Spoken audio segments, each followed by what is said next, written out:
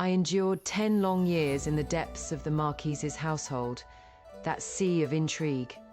Throughout this decade, I was like a candle burnt to its stub, exhausted in body and spirit, managing affairs both within and without, all to earn a reputation for virtue, until my oil ran dry and my lamp flickered out.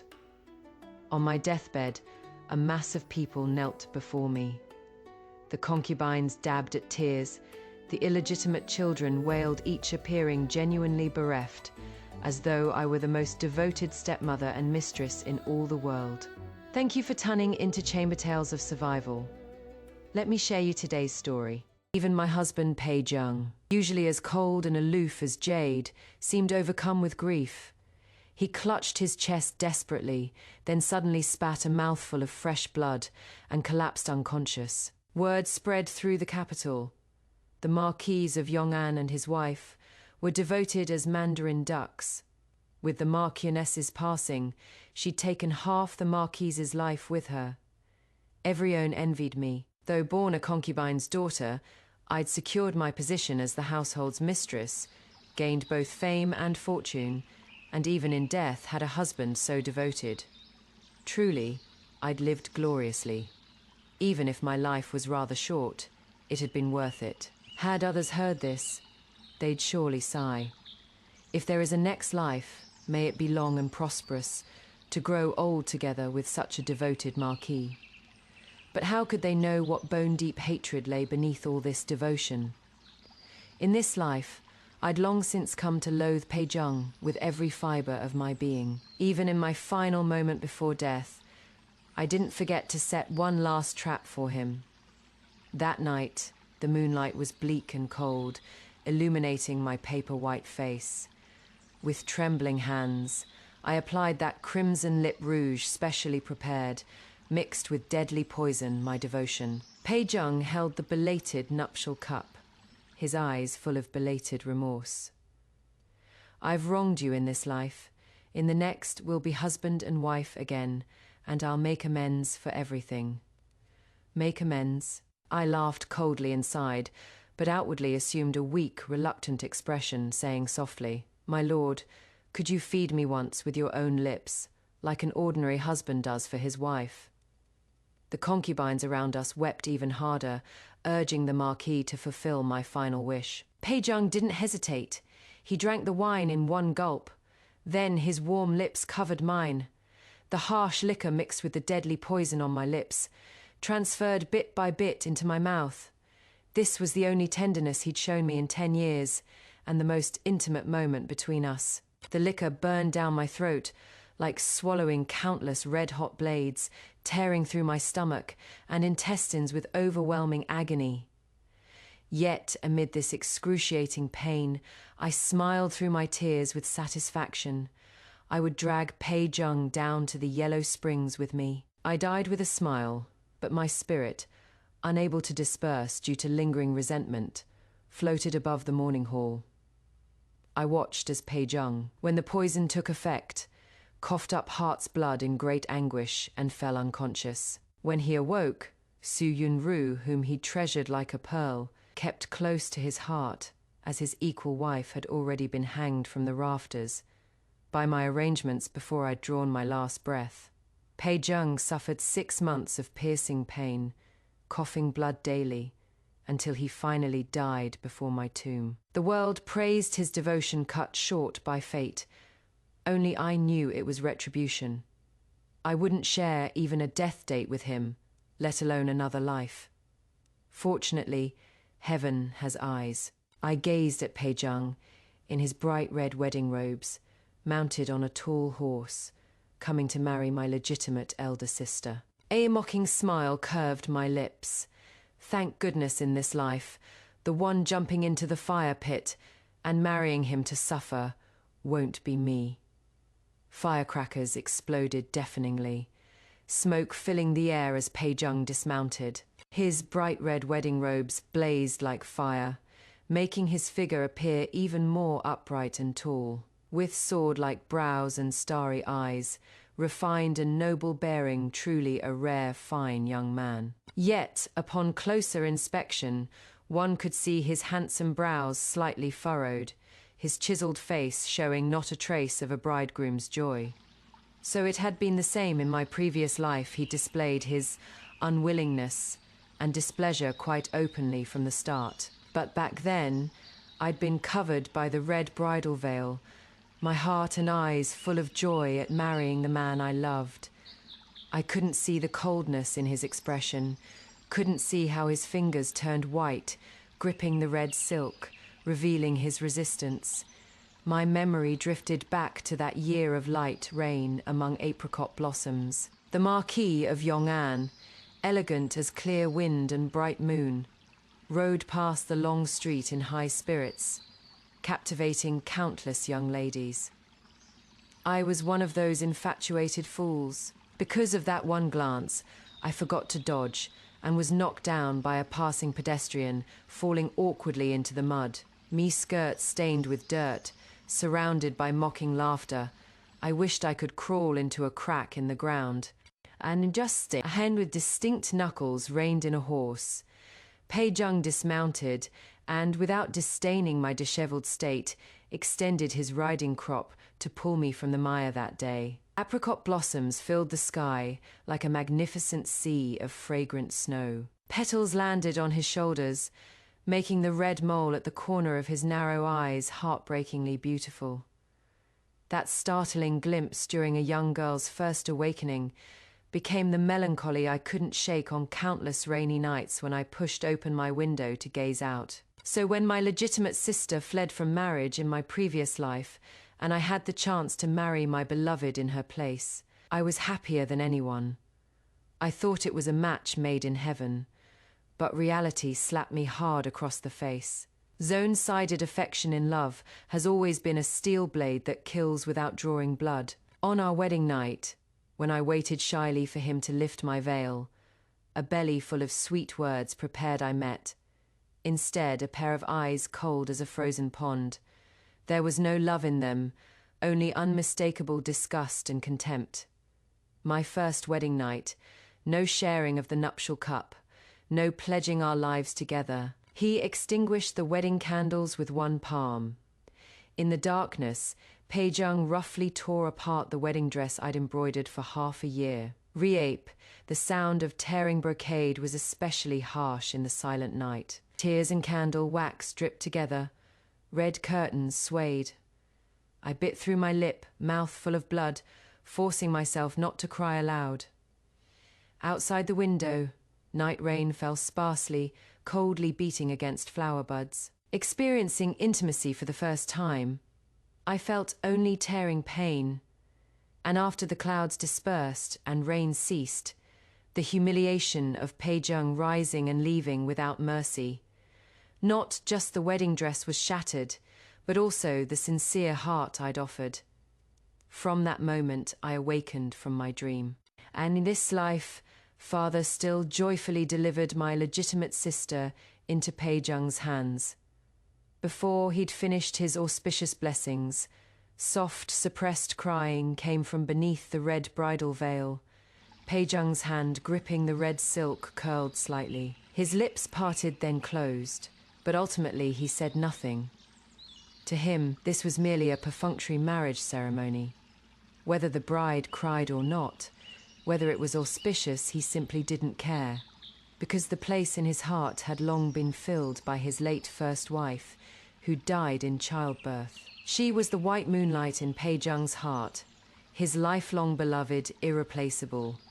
Had his beloved daughter not reached the age for education, requiring a mistress to teach her proper conduct, lest her future be delayed, he would never have remarried. Even reluctantly agreeing to the marriage with the Song family, he merely sought a high-class governess for his precious pearl. My legitimate sister Song Shu's reputation for talent barely caught Pei Zheng's eye, but since ancient times, women with any literary talent have had a proud streak in their bones. My sister was no exception, proud and haughty. How could she willingly become a second wife, enter the household only to mother a spoiled 5-year-old girl?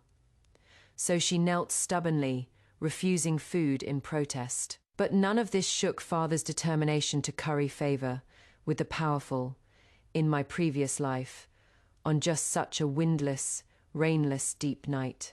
My sister had escaped over the wall and vanished without trace. He became the scapegoat, father's chess piece for climbing the social ladder. To deceive others, the family announced that the concubine's daughter Song Lang had died of serious illness. I married into the Marquis's household under my sister's name, Song Shu But. Such tricks to fool outsiders, how could they deceive the shrewd Pei Zheng? Heaped all his disgust at the Song family's deception onto me. Years of cold neglect, struggling at every step. I swallowed my broken teeth, and only by bearing the Marquis's legitimate heir did I finally gain a foothold in that man-eating place. But just then, my sister, who'd been wandering outside, sold and resolved, actually returned to the capital. Seeing me living in splendor, her eyes turned red with envy, wanting to reclaim the wealth and honor everyone once pursued her for. The clan had already struck her from the records. The world considered her a madwoman. Me stepmother, heartbroken for her daughter, tearfully arranged a small courtyard for her, with servants a life more respectable than ordinary households. But my sister hated me to the bone. She felt I, a lowly concubine's daughter, had stolen the golden, jade-adorned life that should have been hers. So she broke her proud spine, abandoned all sense of propriety and shame, and turned the tables. She burst into the Marquis's household, publicly slandering me, claiming I'd tricked her out of the capital to steal her marriage, selling her as a concubine to others. Me stepmother, loving her daughter dearly, rushed into the household, clutching her and weeping bitterly, silently corroborating her lies. My reputation, carefully built over years, was destroyed overnight. He was confined to the rear courtyard, stripped of power. Even my 3-year-old child, with no one to watch over him, was deliberately pushed into the lake and died with eyes wide open. In my previous life, I burned my sister alive, turning her to withered bones, avenging this blood debt.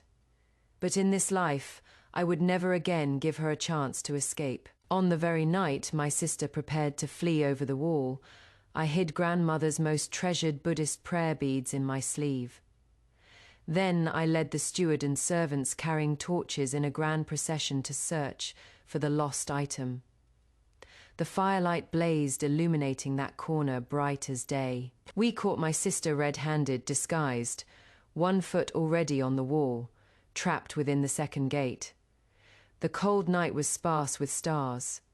I stood in the shadows, lips curving slightly upward. Now, in the Song family ancestral hall, guards surrounded the place in layers. In this life, the fate that belonged to her, even with wings, she couldn't escape. Grandmother asked me when I developed such deep cunning. I fell to my knees before her with a thump, pulling out the prayer beads from my sleeve. I transformed all the misery of my previous life into a prophetic dream for this one, recounting it word by word through tears of blood. I asked for nothing else, only grandmother's judgment.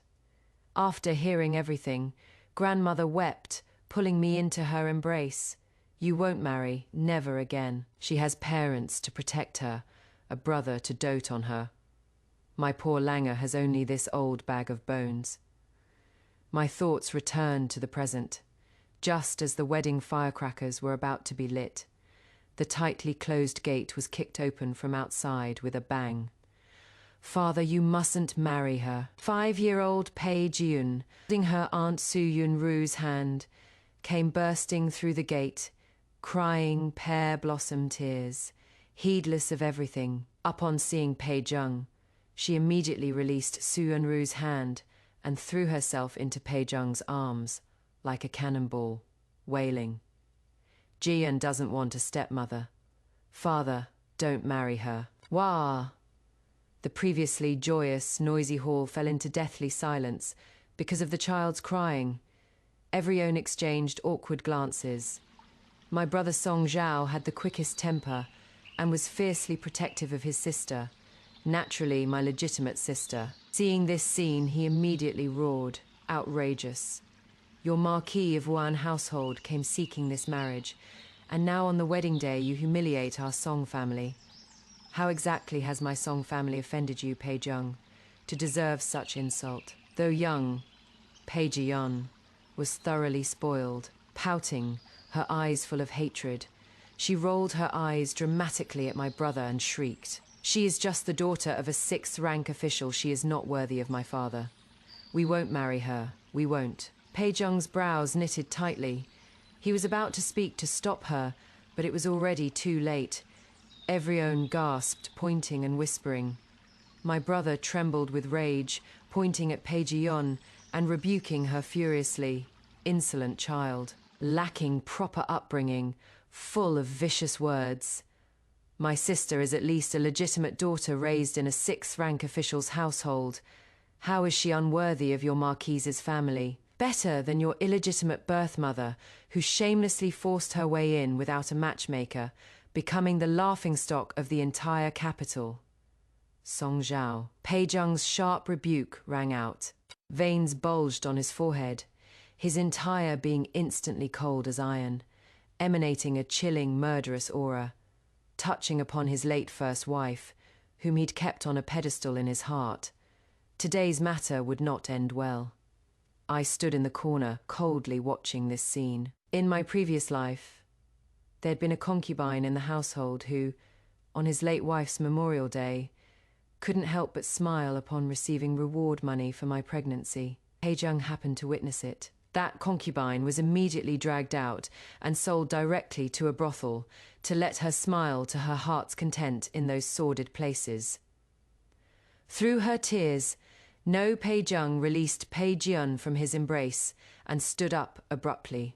His hunting red robes billowed in the wind like a death-seeking asura. Me brother clenched his fists, refusing to yield an inch, fully prepared to fight it out with him.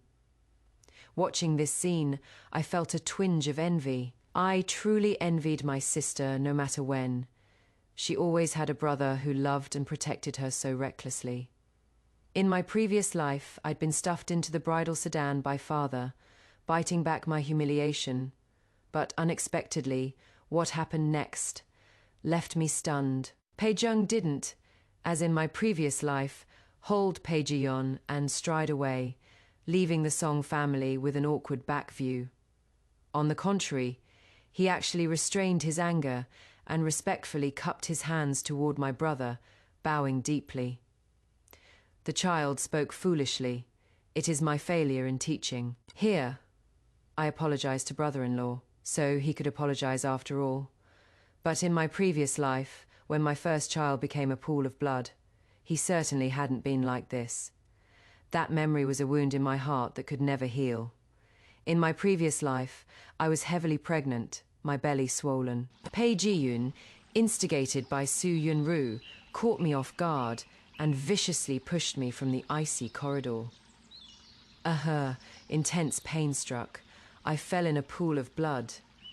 Pei Zheng happened to be returning from court. The crow-blue cloak he wore hadn't yet been removed, carrying a chill as he strode rapidly toward us.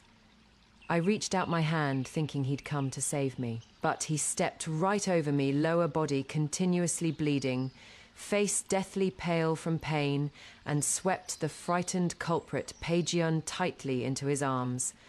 Then that crow-blue cloak didn't cover my shivering body, but wrapped around his beloved daughter. He buried his head, gently coaxing in a voice tender enough to drip water.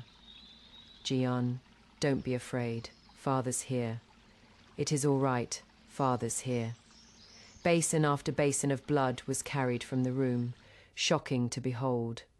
In that emptying, excruciating pain, I watched helplessly as my first child was simply gone. Afterward, Pei Zheng rarely sat by my bedside, holding my ice-cold fingertips. His tone was terrifyingly calm. There will be more children in the future. The servants gossiped in front of the child and corrupted Zheng. They've been beaten to death. Regarding your father's return to the capital and reinstatement, I have plans. And your grandmother's illness, I've already found an imperial physician. When you can get out of bed, I'll accompany you home. That night, wind and snow raged. The window had somehow developed a crack, and bone-piercing cold wind desperately burrowed into my bones. I felt my entire heart blown through by that wind, thoroughly chilled. I raised my reddened eyes, staring at him fixedly, demanding, was it really servants gossiping, or was it her dear Aunt Su Yunru's instigation? Does the Marquis truly not know? The hand holding mine suddenly released. Pei Zheng's patience scattered by half, his tone cooling. Using an unborn child to exchange for your Song family's wishes fulfilled. What exactly are you aggrieved about? Your father's embezzlement case, if I hadn't suppressed it, with charges piled on, your family should have been raided and exiled. The child is already gone. Doesn't your grandmother deserve to live a few more years? Her just a child. Gone is gone. Being able to exchange this lump of flesh and blood for my Song family's complete satisfaction. This was the Marquis's great favor. So that is how it is. I actually profited. I forcibly held back tears about to spill from my eyes, turned my head sharply away, no longer looking at him, only coldly utter, much obliged, my lord. I was never the type to just swallow injustice silently. Within a few months, I quietly arranged for Pei Zheng to contract smallpox. I wanted to kick her down to hell to atone to my poor unborn child.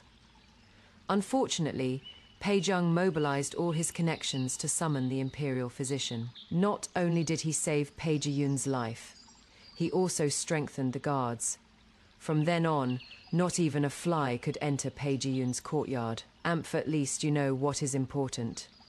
My brother's cold snort yanked my thoughts back from the blood and tears of my previous life. An apology before everyone's eyes, and calling him brother-in-law. This was the attitude Pei Zheng presented, also meaning he acknowledged this marriage. Though angry, my brother couldn't very well quibble with a 5-year-old child. He could only turn his head away, muttering coolly, "Control your precious pearl." Before even entering the household, she is already trying to intimidate my sister. Who knows how she'll take my sister's life in the future? As soon as my brother finished speaking, I don't know if I saw wrong Pei Zheng's upright, pine-like spine seemed to stiffen for an instant. How ridiculous, come to think of it. Didn't I die at Pei Zheng's hands? When my second child was 3 years old, he was similarly pushed into the icy lake by Pei Zheng. When pulled out, the child had long stopped breathing, his little face frozen purple, body stiff.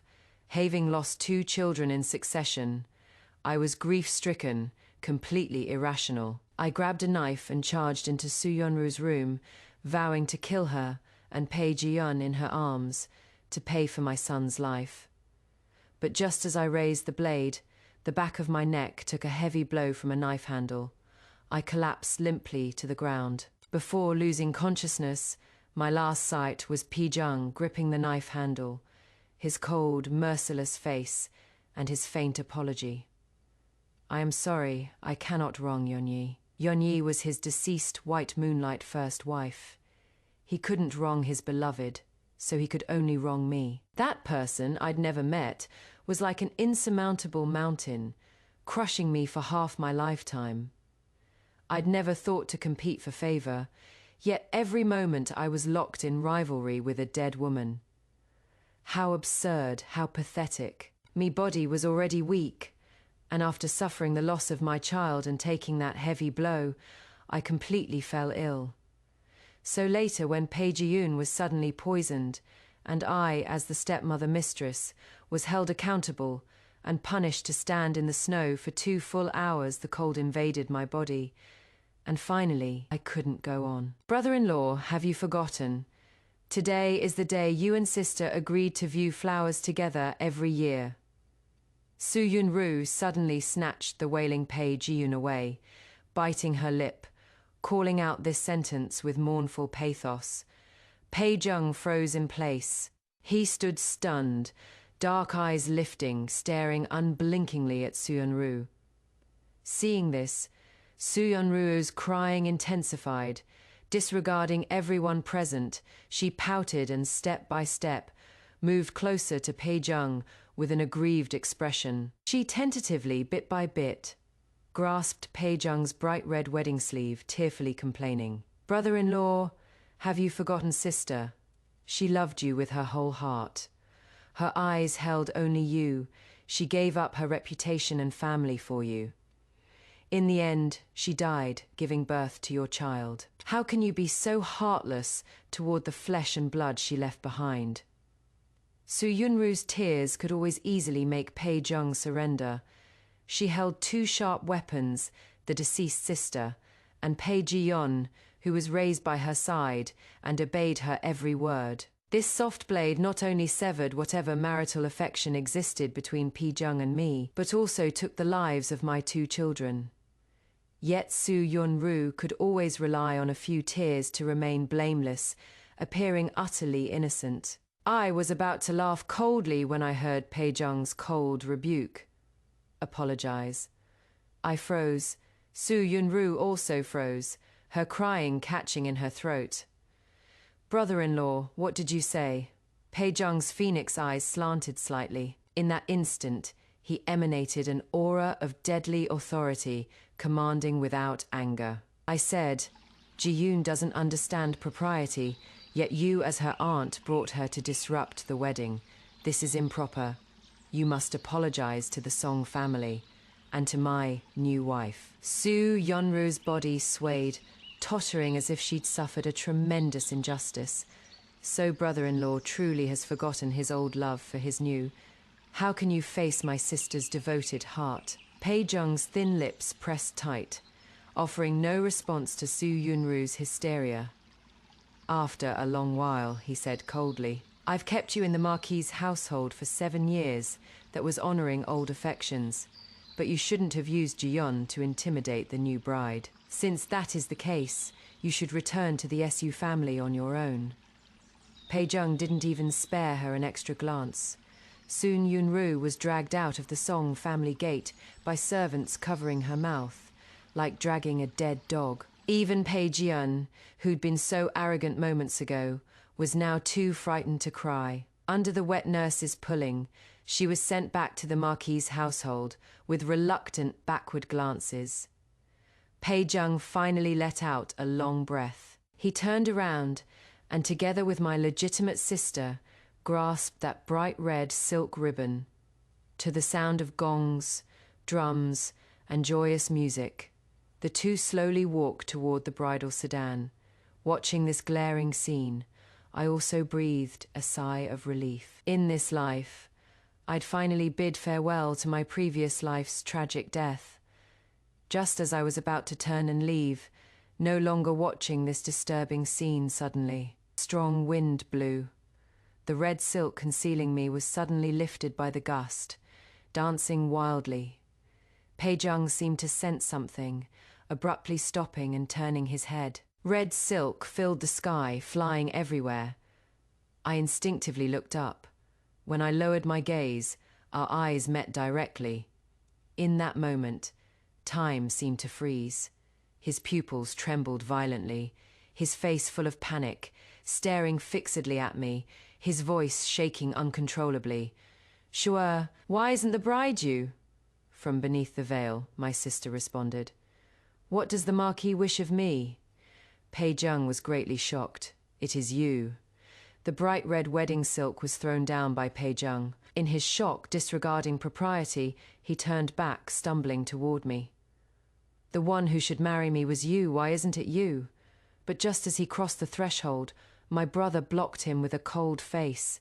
"Has everyone in your Marquis's household gone mad? She is just a concubine's daughter. How can she be mentioned in the same breath as my sister? Even if your household's marriage rots in the ground, she is not worthy." Pei Zheng's face was deathly pale, the red mole at the corner of his eye blazing in the scorching sun, like blood dripping from his heart. I quietly retreated behind grandmother, bowing my head slightly. The Marquis should mind his words. The one whose birth chart matches yours is my legitimate sister. The one your household sought to marry is also my legitimate sister. following proper order of age. Naturally, my sister should marry first. What has this to do with me? Clean separation, decisive severance. Between Pei Zheng and me, previous life's grievances.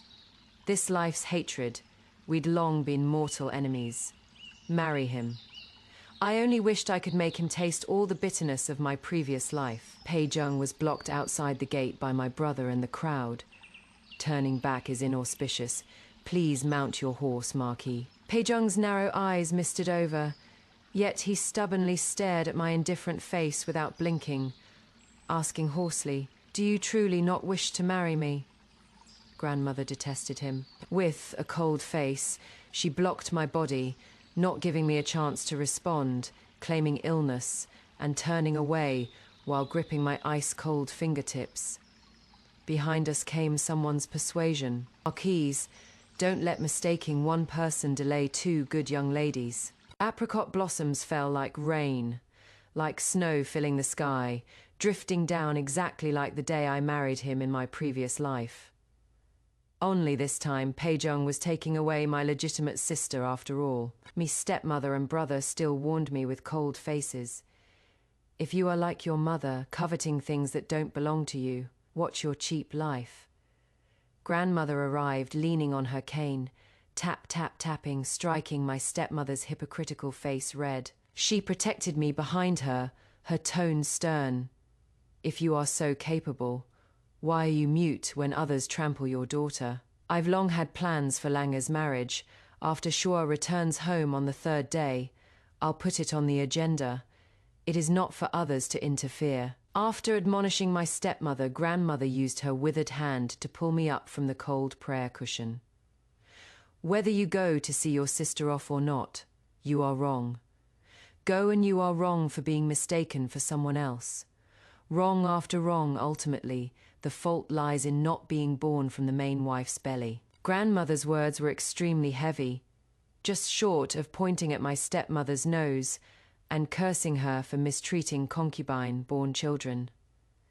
My stepmother's face turned red, then white, utterly flustered. I helped grandmother step out of the ancestral hall. My brother watched our backs, asking unwillingly, "Dare I ask, grandmother, which noble family have you selected for Song Lang?" Grandmother snorted coldly, glancing at him sideways. Not a noble family, but the only grandson of my merchant friend, Lu Qingshan. My brother fell silent, not daring to say more. Lu Qingshan was poor and destitute. Even his examination fees were subsidized by grandmother. With only a handsome face and family circumstances, not worth a thread of the Marquise's clothing. My marriage prospects couldn't compare to his legitimate sister's, so naturally he had nothing to say. But I was very satisfied. The courtyard was cold and quiet, a solitary lamp under the corridor swaying in the wind. Grandmother pressed a jade pendant belonging to Lu Qingshan into my hand. Wasted in the previous life. This life you should live well. Qingshan is well read in poetry and books, insisting on achieving success before coming to marry you. Grandmother sees he is a good one. Noble households are deep as the sea, all bone-grinding dens. Grandmother wishes for Lange's lifetime of peace and longevity. The warm jade glowed faintly in the moonlight, just like the last time I saw Lu Qingshan, those resentful eyes of his. Lange marrying into the Marquis's household. Is it your own wish? At that time, my whole heart was on Pei Zheng. I'd ignored the crimson desolation in Lu Qingshan's eyes. With my cheerful "of course," he suddenly laughed. Then turned and walked away, plunging into the curtain of rain. His frail scholar's form, pressed down by the fine rain, looked withered as dead wood, willows weeping and flowers crying. I was rushing to embroider the veil, pricked my finger with the needle.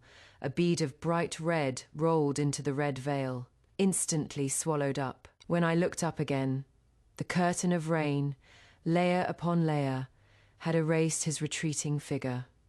The lingering pain in my fingertips surged sporadically and inexplicably toward my chest, choking me breathless. Later, Lu Qingshan, achieved top honors as the imperial examination's top scholar, and was granted marriage to a princess by His Majesty. At that time, having just lost a child, I was haggard and missed his wedding feast. The next news of him was after the princess severed his left hand with a sword, and he requested to be posted far away to Yangzhou. Separated by thousands of mountains and rivers, one parting lasted a lifetime. Now, Lu Qingxian stood under the corridor, in a blue scholar's robe, washed until faded, making him appear thin and frail. Only those eyes, warm and tender as beautiful jade, held deep feeling. "Sister Langer, are you willing to marry me?" His voice was urgent. Meeting the watching gazes of his grandmother and mine, his ears suddenly reddened. I was too forward. I am willing. Rumors spread throughout the capital, saying I was a shameless concubine's daughter with no backbone. On the wedding day, I'd acted the seductress trying to seduce my brother-in-law, nearly ruining my sister's marriage and almost catching the Marquis's eye. Though I knew my brother was fanning the flames behind the scenes, transferring the humiliation his sister suffered at her wedding onto me, I still ended up with a ruined reputation for Lu Qingxian to step forward, despite the difficulties already showed remarkable loyalty. Moreover, he would achieve top honors in 3 months. To seek medical treatment for grandmother. To fulfill my wishes, he was an excellent choice. 3 days later, my sister returned home. Pei Zheng personally accompanied her. This was quite different from my previous life. In my previous life, when I returned home on the 3rd day, Pei Zheng had taken his beloved daughter to his late wife's tomb to apologize.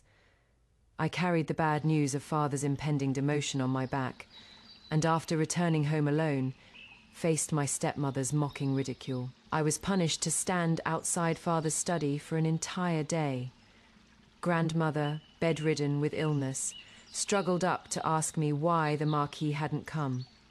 I could only vaguely say he was busy with official duties and couldn't get away. Grandmother kept me there a long time, waiting for Pei Zheng to remember our marriage and come fetch me home to give me some support before father.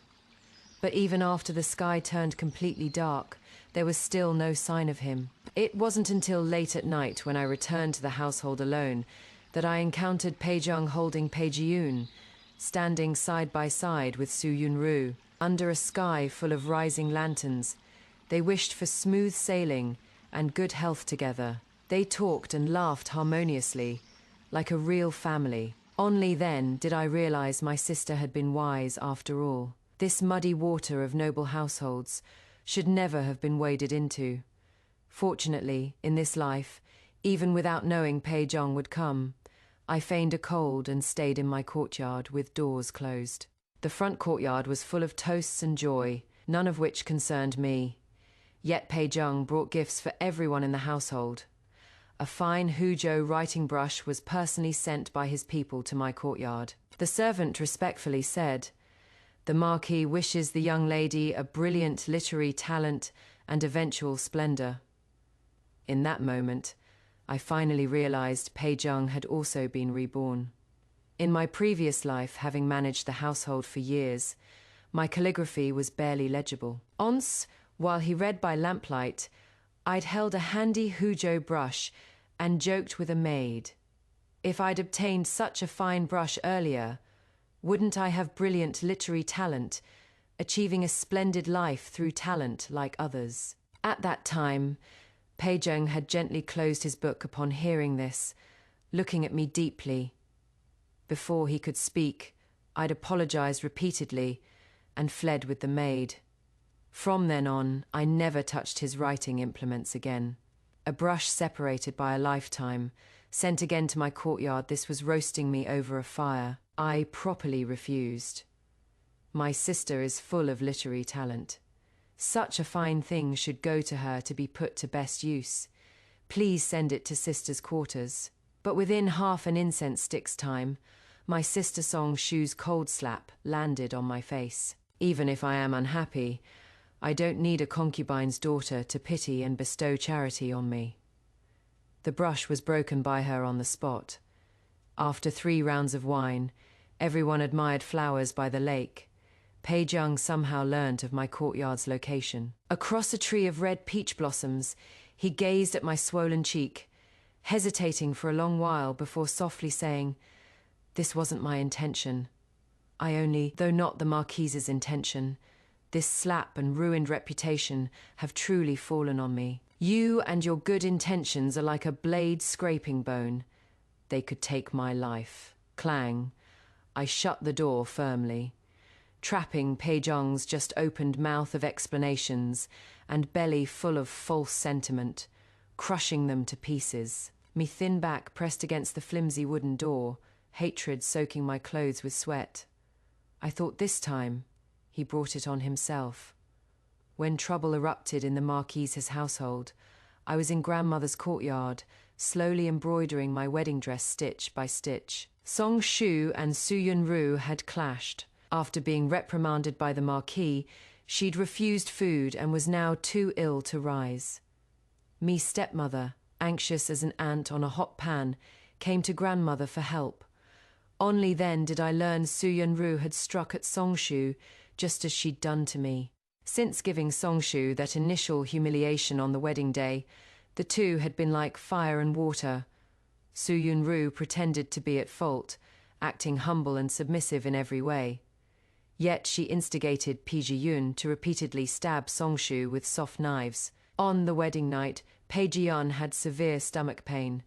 Pei Zheng left without even lifting the veil, gone all night. During the tea ceremony for the mother-in-law, Pei Zheng deliberately spilled hot tea all over Song Shu, making her lose face publicly and forcing her to change clothes, missing the auspicious time to pay respects to the clan elders. Song Shu suppressed her fury, maintaining her lofty airs, refusing to stoop to a child's level.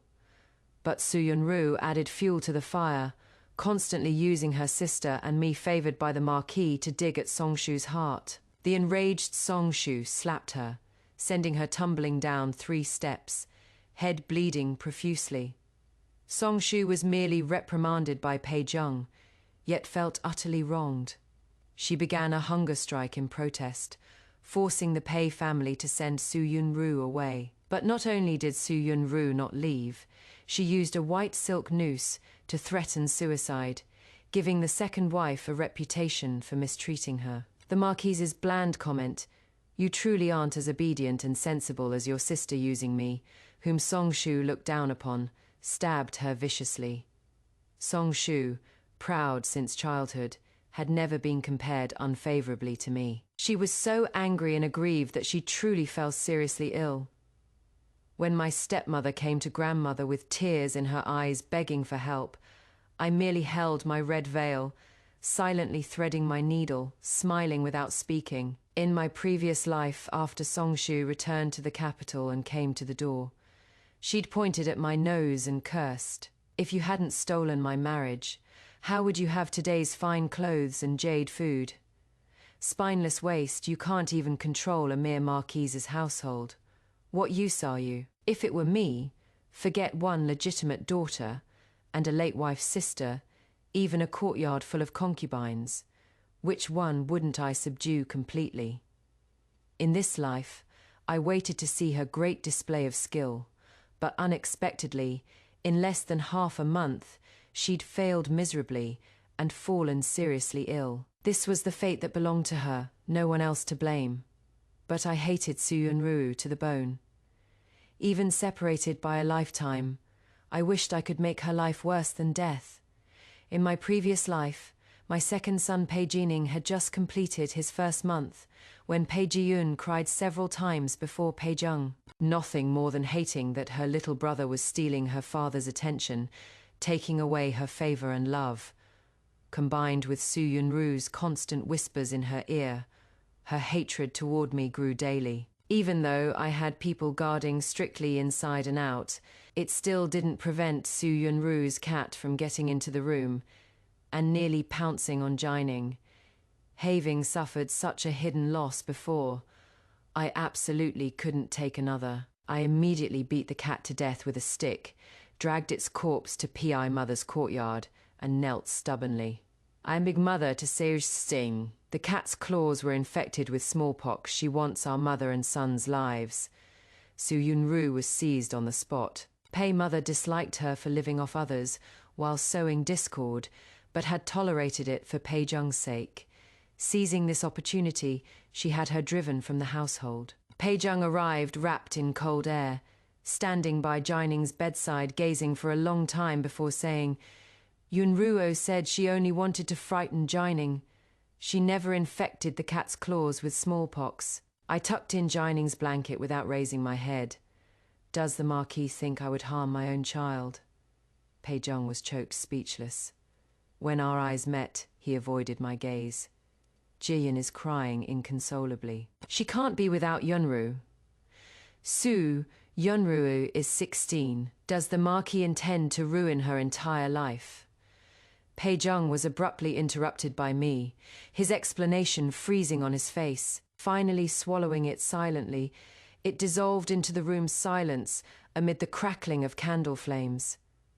I thought using the cat claws infected with smallpox could pave a smooth path for my son, but I hadn't expected Su Yunru to be even more desperate than me. Having stayed in the Marquis's rear courtyard for years, always ambiguous with her brother-in-law, she was suddenly brought up during marriage discussions. Her late-night visits to the Marquis's bedroom became widely known. Naturally, her reputation was ruined. Discussing marriage again became extremely difficult. Several gossiping troublemakers, after a beating, all pointed fingers at the Song family, at me, for the first time. Pei Zheng gave me a jade bracelet worth 1,000 gold, but it was to have me publicly elevate Su Yunru to equal wife status crack. The jade bracelet slipped from my fingers and shattered on the ground into pieces. Pei Zheng merely glanced at it indifferently before rising. Yunru is still young. You shouldn't have ruined her entire life. Through the translucent screen, Pei Zheng glanced at me carelessly.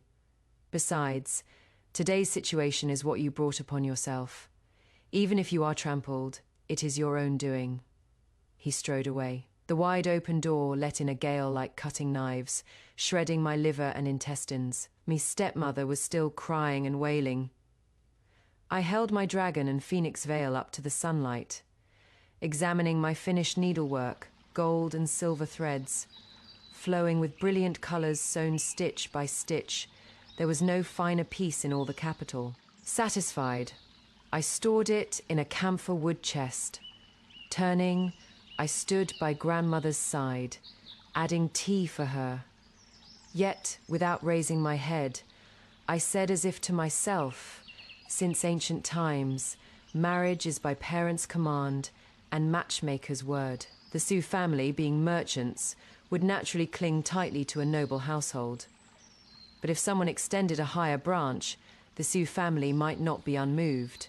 Rather than forcing the enemy to retreat, better to remove the firewood from under the pot. Grandmother sipped her tea without responding. Me stepmother's thoughts turned. Soon her eyes brightened, and she rose to take her leave. Grandmother laughed coldly. How kind-hearted you are, even learning to solve others' problems. Doesn't that slap hurt anymore? Aren't you afraid when she recovers tomorrow, she'll come trouble you again? I hugged grandmother's arm, resting my head on her shoulder coquettishly. I have, grandmother. I am not afraid of anything. I dared not say I wasn't so kind-hearted as to help Song Shuratha. My previous life hurt so much in this life. I wanted them all to hurt just as thoroughly with me. Half a month later, on the Kixi festival, Lu Qingxian put down his books, wanting to accompany me boating for a day. Seeing the letter, grandmother's eyes crinkled with laughter. Go ahead. No need to avoid suspicion. You two have already exchanged birth charts. I've already told your father that the autumn examinations are coming soon. Don't make a fuss and disturb Qingxian's studies. When he passes with honors, it will be double happiness. Lanterns first lit, voices clamorous. The river full of starboats looked like fire dragons. Lu Qingxian held up a small boat, presenting it before me. Make a wish. Perhaps it will come true.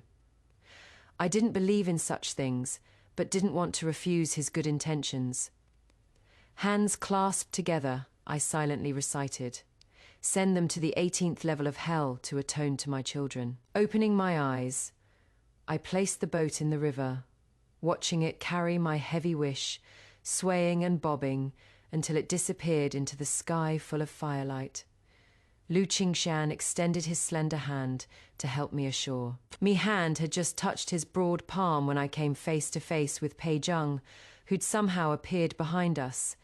His face was covered in frost, gloomy as the oppressive sky before June rain, making it hard to breathe. A pair of narrow eyes emanated coldness, fixed deadly on our clasped hands. Is this the Song family's upbringing, an unmarried lady being intimate with a man in public? I looked at him coldly. "What business is it of yours?" Pei Zheng seemed struck by scattered stones, instantly drained of colour. Only the faint smile at his lips, cold enough to be chilling, remained. "But I am at least your brother-in-law. What is he? An adulterer to be drowned." His smile didn't reach his eyes, which held only indelible anger and mockery. I gripped Lu Qingxian's hand tighter, assuming a protective posture to shield him farther from Pei Zheng, lifting my skirts and stepping aside. "But you can't even take care of my sister properly. What face do you have to lecture me?" As we passed each other, river wind rose. The light veil holding my hair suddenly flew up. Pei Zheng startled, reaching out to catch it. But Lu Qing seized it first. He smiled at me. "A woman's reputation is paramount. How could I let you suffer grievance because of me?" Turning to Pei Zheng, his gentleness instantly scattered, leaving only a cold statement: "The marriage is set. Langer is my unbetrothed wife. On our wedding day, I won't forget to invite the Marquis for a cup of celebratory wine." Lamplight dim, illuminating Pei Zheng's shocked, deathly pale face. "When did you settle marriage with him?" The river water rippled, reflecting in Pei Zheng's eyes, also bringing a moist sheen. I smiled faintly, exchanging warm, affectionate gazes with Lu Qingxian. When he entered the capital at age 8, grandmother already selected him for me, only following proper order with my sister not yet married. It wasn't my turn to discuss marriage. Boom! Pei Zheng looked as if struck by thunder, his face full of disbelief. He'd been certain that in my previous life, I married him only to climb socially. No matter how I explained I'd been forced, he wouldn't believe a single word. Now he believed. I'd had prospects all along, arranged early by grandmother. That person wasn't him. The cold moon was pale, draining Pei Zheng of all colour. But what I least valued was his utterly useless regret. Within days, Songshu returned to the household beaming with joy. Apparently the Su family had arranged an excellent marriage for Su Yunru. Early next month, Su Yunru would return home. Su Yunru hesitated and wept, clinging to Pei Zheng daily with emotional manipulation, unwilling to leave at any cost. But in this life, Pei Zheng's refusal was decisive. Men should marry, women should wed. As a brother-in-law, I cannot be responsible for your entire life. I'll supplement a generous dowry on your sister's behalf. Su Yunru's life became difficult, so my sister's improved. She enumerated the Marquis household's glory and wealth, her words full of a scholar's lofty disdain, yet her expression brimmed with smug showing off. I lowered my gaze to the walnut I was cracking open, saying nothing. Such smooth, oily skin on the outside, yet wrapping rotten, blackened, bitter fruit within. Life is like a walnut. Whoever cracks it open must catch the bitter fruit. Not until the banquet was nearly over did my sister finally ask me, "I heard from the Marquis you've promised yourself to a poor scholar. Why didn't you inform me? Or were you trying to hide it from me? Even if your husband achieves top honors in one leap, I wouldn't care." Grandmother couldn't bear to listen rebuking. "Marriage is a major matter. How can children discuss it privately? My decision with your father isn't for her to comment on." My sister's eyes showed pity. Though noble households have their bitterness and dissatisfaction, poor families face even worse.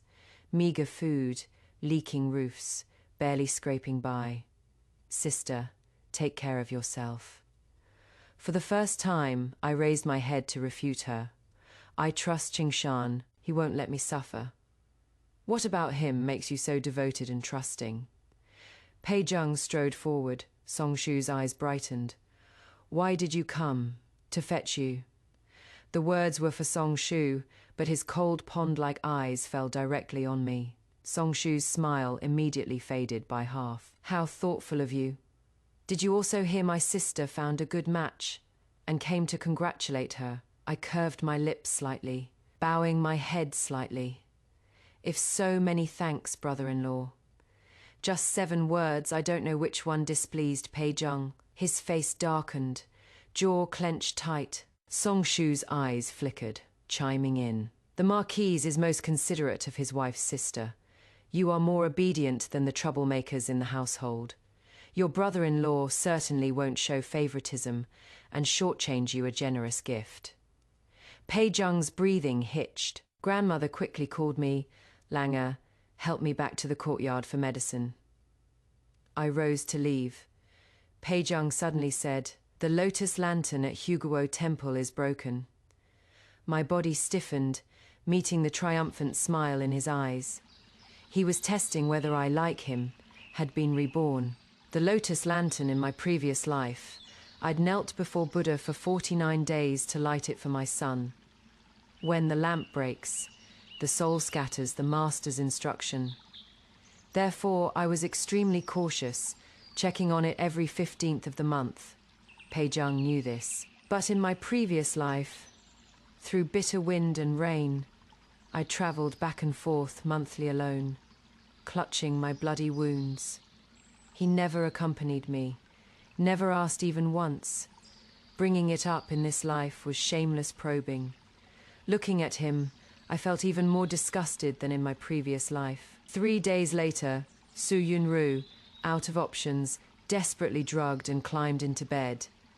But because of my advance hints, Songshu was already prepared and caught her red-handed.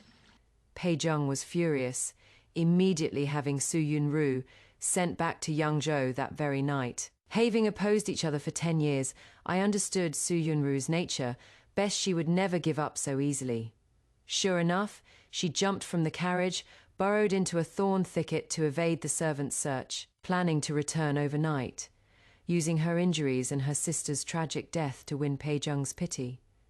But just as she emerged, she came face to face with me standing in the cold night. In my previous life, she died too easily. In this life, I would make her suffer every torment. Before she finished speaking, I slashed my blade toward both her legs. She crashed to the ground, screaming in agony. I didn't hesitate.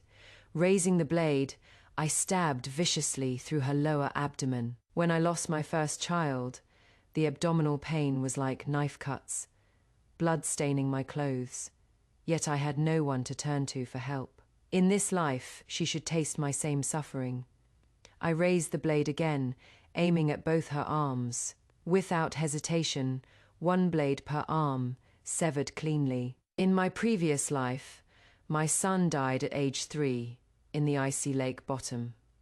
Tomi, it was like severing my 4 limbs, taking my life in this life. I wouldn't let her die, but would leave her like me, limbs severed, hope extinguished, living a fate worse than death. After several cuts, Su Yunru looked like an evil ghost, dragged from a mountain of corpses and sea of blood, limbs mutilated, blood flowing, writhing hideously, utterly revolting. Blood splattered on my black clothes and veil, warm yet reeking. I couldn't help but retch. After retching, I leaned against a tree, crying uncontrollably. What I'd held onto with 1 breath in my previous life, I'd accomplished in this one, yet my hand gripping the blade trembled uncontrollably. The excitement of drinking my enemy's blood after great revenge. sudden release of a wish spanning 2 lifetimes finally concluded here. I had finally avenged myself with my own hands. The cold wind rustled. I simply stood there quietly, watching Su Yunru's wretched state. Finally, by moonlight, I pushed her into a small boat and threw her into the winding river. The night was vast, her screams growing fainter and more distant, waiting for the Pei family to come rescue her. Never in this life or the next. I turned back toward the city, hearing hoofbeats in the distance. Hiding behind the trees, I saw Pei Zheng's panicked, pursuing figure. He'd finally realized Songshu couldn't predict the future. She wouldn't have waited until he was poisoned to catch the culprit red-handed, even conveniently removing her clothes to consummate the marriage with him. Someone had been advising her. Afterward, Songshu naturally threw the blame on me under interrogation, claiming everything was my scheme. Knowing I'd been reborn, how could Pei Zheng forget my mortal enmity with Su Yunru? The Marquis's household was impregnable, an outsider's hand couldn't reach inside. So I used my previous life's memories to borrow force against force, driving her from the household, forcing her to show herself, then wielding my blade for revenge, without mercy. The cold moon rippled. I laughed at the moon. Even if he searches until death, he'll never find Su Yunru's whereabouts. Her hands and feet fed the wolves. Her mutilated body drifted downstream. Who knows where it will end up? And he, wanting to take revenge on me, can't find a shred of evidence. This feeling of helplessness is exactly like my previous life's hatred, reaching its peak, yet being unable to kill the same powerlessness. This is your first retribution, Pei Zheng. Provoking me, you brought it on yourself. Today I should have been viewing flowers and composing poetry with Lu Qingxian under the moon, making up for the Kixi festival. But he my alibi, I drugged unconscious. Even reborn, even though we'd eventually become bedside companions, I wouldn't offer my whole heart and vulnerabilities without reservation. 70% sincerity, 30% clarity. I wouldn't wrong him, but I had to be fair to myself too. Yet, when I returned to the courtyard, Lu Qingxian, who should have slept through the night, was awake. He sat in the courtyard, a bowl of warm congee beside him. He didn't ask where I'd been, didn't ask about the faint bloodstains on my sleeves. He simply held up the bowl and asked, "Are you hungry?" Dawn was breaking, faint light falling into his dark eyes, fragmenting into brilliant starlight. I was lost in them, like finding driftwood in a bitter sea.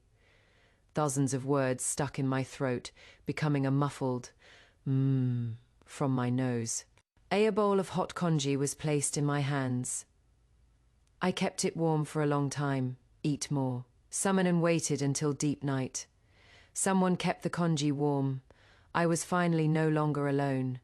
My limbs, frozen numb, seemed to begin warming in that congee, spoonful by spoonful. My nose tingled with sourness because someone trusted me. I heard the Marquis had gone mad. He searched all over the capital for his late wife's sister. He even broke into my courtyard demanding, "Was it you?" I was organizing my dowry, appearing completely composed. "I don't understand what the Marquis is saying. You hated her, so you plotted meticulously to kill her. Yes or no?" I feigned bewilderment. I lived deep in the inner quarters. I've only met her once. What love or hate could there be? Pei Zheng looked lost and desolate. "You've already strangled her and hung her from the rafters. Isn't that enough to satisfy your hatred?" "Of course not." The pain of losing a child, heart-wrenching and soul-tearing. In the middle of the night, it still tore at my internal organs, making me wish for death, sleepless night after night, face washed with tears. Pei Zheng didn't love my children, so naturally he knew nothing. Therefore, I made him feel the same. Pei Zheng had just stepped forward when a servant cried out, "Marquise, terrible news, the young miss has contracted smallpox." Pei Zheng's pupils trembled, his gaze shooting toward me like an arrow. I tilted my head slightly, lips curving halfway. Surely the Marquis won't blame me for this too. Pei Zheng swept his sleeves and galloped straight into the imperial city. With his previous life's memories, he easily summoned the imperial physician who'd cured Pei Zheng before. But I was reborn too. In my previous life, when Pei Zheng didn't die from smallpox, I'd thought about it day and night like a madwoman. I'd even pored through medical texts to refute Su Yunru's claim that even heaven thinks your child's death wasn't worth pitying, so it favored Ji-yun. Later, I finally learnt there was an illness similar to smallpox. Treating it as smallpox would actually worsen the condition and cause faster death. What Pei Zheng had now was precisely this illness. Within 7 days, tragic news came from the Marquis's household. Pei Zheng had died of smallpox. I heard Pei Zheng, in his grief over losing his beloved daughter, had coughed up blood at her bedside. The piercing pain, now he'd tasted it too. I stood in the corridor all day. Only in that moment did the oil lamp suddenly light. In the lonely, cold night, it simply lit up. My dark future, my life where I couldn't see my hand before my face, it simply lit up. I sniffled, only then realizing my face was covered in tears. Turning around, Lu Qingshan stood under the lamp holding a box of steaming pastries, standing quietly, who knows for how long. Try some, grandmother made them herself. Don't cry, in the future, you'll have everything. The path ahead brightly lit with oil lamps, someone waiting behind. I had finally climbed ashore from my previous life's bitter sea, but there was still one more thing. In the blink of an eye, the autumn examinations arrived. On the day results were posted, I waited anxiously in the courtyard. Pei Zheng, gaunt and haggard, quietly stood across from me. Yona is gone, Yunru alive. We can't find her, dead. We can't find her body. Isn't your hatred satisfied yet? For the first time, I didn't hide my hatred toward him, showing him the sharp edges of both my previous and current lives. How could my hatred be satisfied? They merely got what they deserved, received their heavenly punishment. But the pain I suffered will never be erased, because the evildoers received their due punishment. Harm doesn't cancel out hatred is hatred. Moreover, the one who most deserved to die still stood perfectly fine before me, discussing settling our grievances. Pei Zheng's ferocity was like a cold blade, inch by inch approaching my face. Heavenly punishment. Clearly, it is your revenge. Song Lang, you are taking revenge on me, revenge for my favoritism toward Ji-yun and my protection of Yunru. Why do you only dare strike at the weak? Why don't you come hate me? Why don't you come kill me? I laughed coldly, hatred twisting my features. Soon. I've never had a single day when I didn't hate you. Pei Zheng froze. He'd only ever seen me gentle and mild, swallowing my grievances. This ferocious appearance, it was the first time. He suddenly laughed. You think Lu Qingshan will achieve top honors like in the previous life? My expression stiffened. He continued with an air of certainty, laughing coldly. What a pity. The originally designated chief examiner suddenly broke his leg. The replacement examiner happens to be a family friend of mine. That Lu Qingshan, he shouldn't dream of rising to the top in one leap. I turned my eyes away, utterly disgusted, to make Lu Qingshan fail. You didn't hesitate to harm Minister Shu by making him fall from his horse.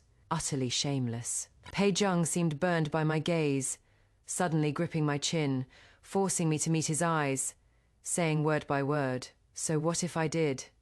He covets what is mine, he deserves death. I won't just make him fail, I'll also instigate the princess to seize a husband beneath the examination results board, capturing this jade-faced gentleman for the princess's manor, making him that despicable man under her skirts. The princess's methods you, raised in the inner quarters, probably don't know. He'll enter standing up and only leave lying down. By then, you'll have lost both marriage and reputation, What future or prospects will you have? My chin ached, bruising. I raised my hand and slapped Pei Zheng's face askew. Pei Zheng spat out a mouthful of bloody saliva, turning his head back to look at me coldly. His fingertips caressed my cheek as he tempted me word by word. Langer, let's say we were both wrong before. Now I've also lost my beloved daughter, tasted your previous life suffering. Let's wipe the slate clean and start over, shall we? Before, I didn't understand my own heart. After you left, I thought of you every moment. Only then did I understand my heart. I was wrong once. This time, I am sincere in making amends. He won't come back. You like children. We'll have 2 more. This life, I'll protect you mother and child. I swear. Langer, Marquis of Yong'an. My eyes lit up with joy, seeing Lu Qingshan striding forward. He wore the flying crane official robes, jade belt at his waist. Clear wind and bright moon. Expression stern. Reaching my side, he forcefully shook off Pei Zheng's hand gripping me, his tone brooking no argument. Langer is already my betrothed. This humble official may lack talent, but I am fiercely protective of what is mine. Rather than the Marquis of Yong'an having such leisure to covet another's wife, you should think carefully how to explain your words just now to His Majesty. He yielded half his body.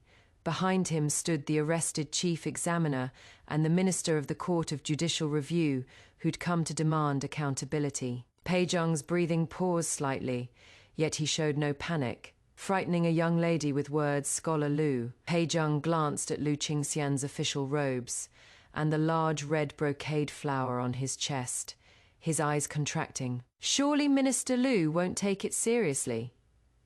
Lu Qingxian yielded not an inch, also laughing lightly in response.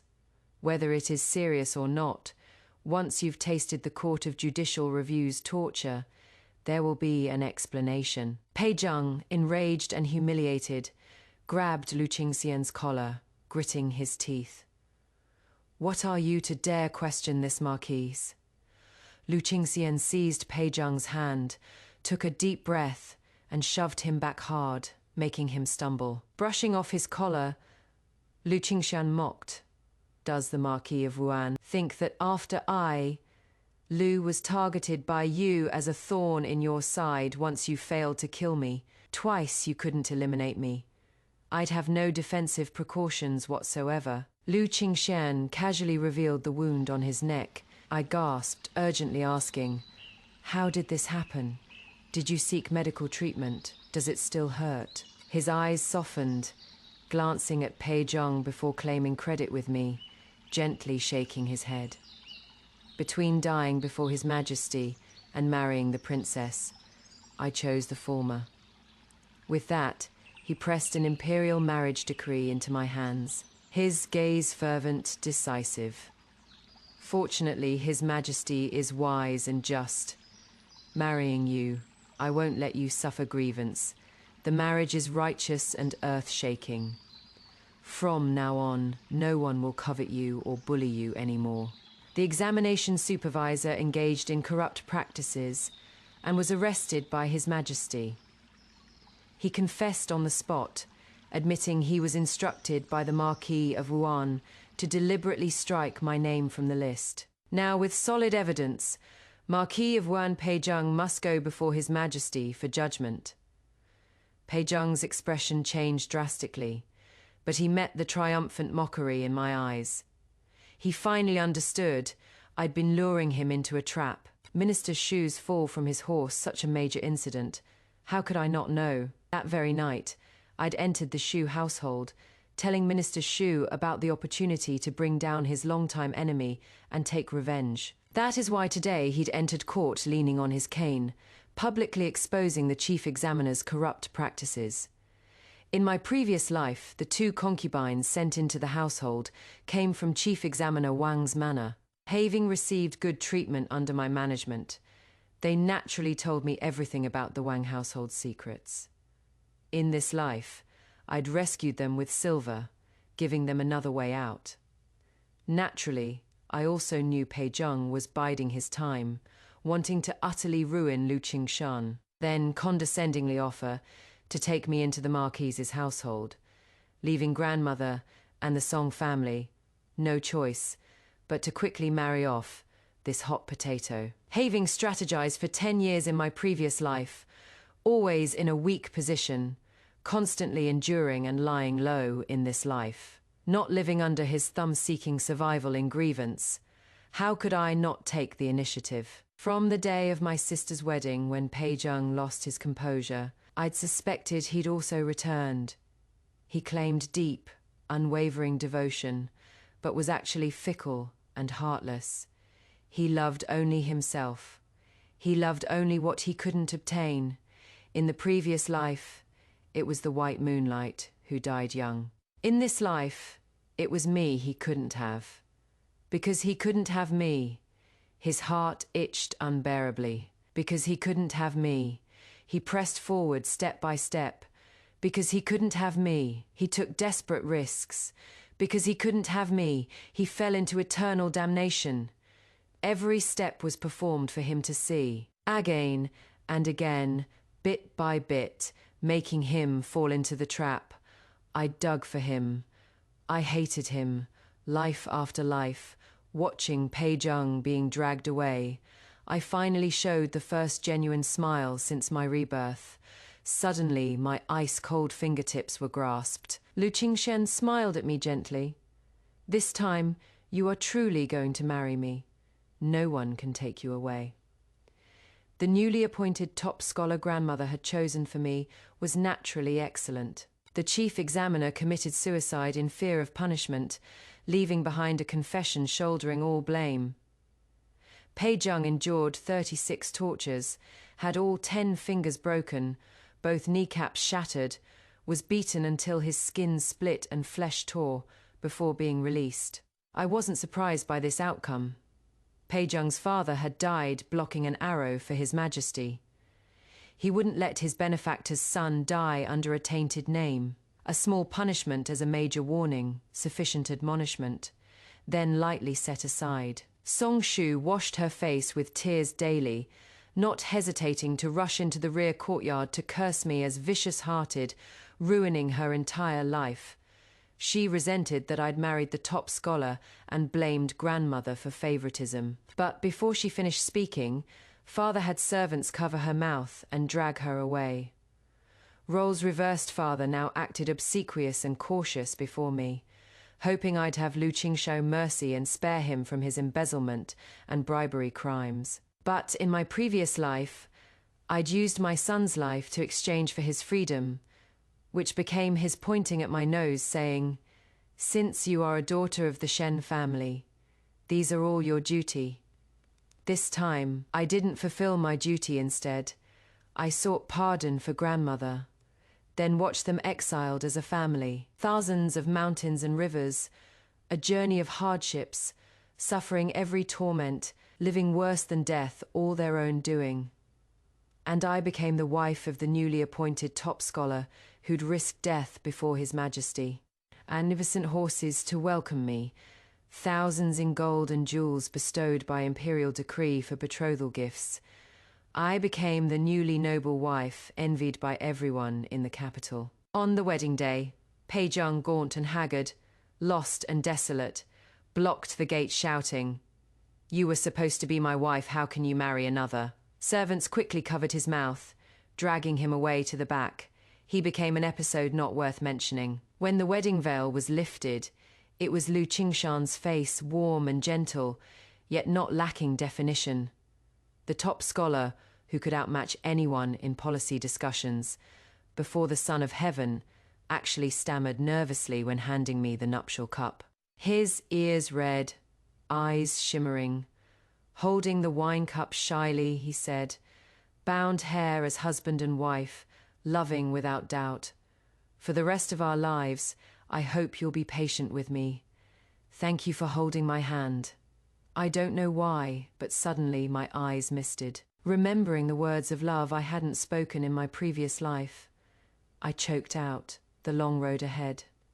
I hope you'll bear with me." That night, The moonlight was tender, immersing me within it, also transforming into a pool of spring water. Grandmother received treatment from the imperial physician, her health gradually improving. When I became pregnant, unable to rest easy, she actually moved to the top scholar's manor to personally care for me. With Lu's grandmother as companion, grandmother was happier than in the manor. Surrounded by 3 people, I was pampered until plump and round. My body growing heavier one day while out. I suddenly encountered Pei Zheng when dismounting from the carriage. At that time, Lu Qingshan had just taken leave specifically to accompany me through pregnancy and childbirth. Everyone knew the top scholar was being heavily relied upon. Taking this leave and returning to court, he'd likely never have such a good position again. Lu Qingxian turned a deaf ear. Only when I pretended anger did he gently coax me. Future prospects can be fought for another day, but I cannot let you brave the gates of death alone during childbirth. He personally cared for me, food, drink, daily life. Everything passed through his hands. Throughout 10 months of pregnancy, I never had a single mishap.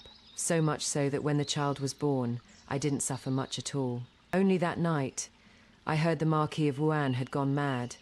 He shouted wildly in the courtyard, saying the child should have died in April. Everything had changed. Everything had changed. Coveting his wife's sister, making things difficult for the top scholar, constantly babbling about previous and current lives. Everyone said the Marquis of Yong'an had gone mad. Even my sister envied my golden life, full of resentful complaints. The two argued publicly, blamed each other privately, one proud and unyielding, the other yielding not an inch. On a cold night, in their mutual resentment, they set fire to the courtyard. Yet neither perished, burned all over, barely clinging to life. Until mid-month, I went to Huguo Temple to pray as usual. Pei Zheng once again intercepted my carriage when I was alone. The rolling blade I'd prepared long ago, the moment I lifted the curtain, it went straight toward Pei Zheng. In my previous life, his martial arts were formidable. I was no match for him. But in this life, he was just a mad cripple. I rolled the blade over him until dead flesh flew, blood and gore everywhere. This is how much a dull blade hurts when killing someone. I tasted it in my previous life now. You should experience it all. I didn't let him die. I called out toward the road, crying that the Marquis of Yong'an was trying to kill me. Though he was disfigured, though, all 10 fingers were severed, though he'd spend the rest of his life rotting in bed, I still wouldn't spare him. Crimes piled on him, called a madman, what reputation or dignity remained? He couldn't speak clearly. He was utterly stifled. He hated me. He was powerless to turn things around. He was so much like me, trapped in the Marquis's household cage in my previous life. But I was trapped for 10 years. I entrusted others to ensure the imprisoned Pei Zheng lived 30 to 50 years. 10 times, 100 times repaying my previous life's suffering, losing everything. Suffering extends life.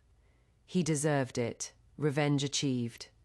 I knelt before the Bodhisattva, only praying those 2 children could be reborn into good families. Returning home, Lu Qingxian was in secret discussion in the rear courtyard. As I approached, they abruptly stopped. A pendant belonging to Su Yunru was thrown outside the wall by him. He casually explained, a corpse was dredged from the lake. Nothing important. I was shocked, yet also understood. Look forward. Yes, look forward. Everything will be fine. Lu Qingxian received a new assignment heading south to Linan. He brought the whole family, taking me, grandmother, and our babbling child asking for sweets. Spring gradually deepened, warmth intensifying. In this life, I had my fulfillment. And that, dear listeners, brings us to the end of this tale.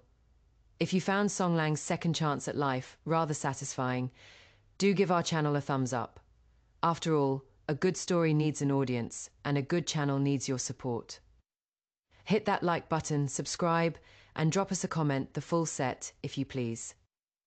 Next time, we'll be diving into more stories that'll have you on the edge of your seat.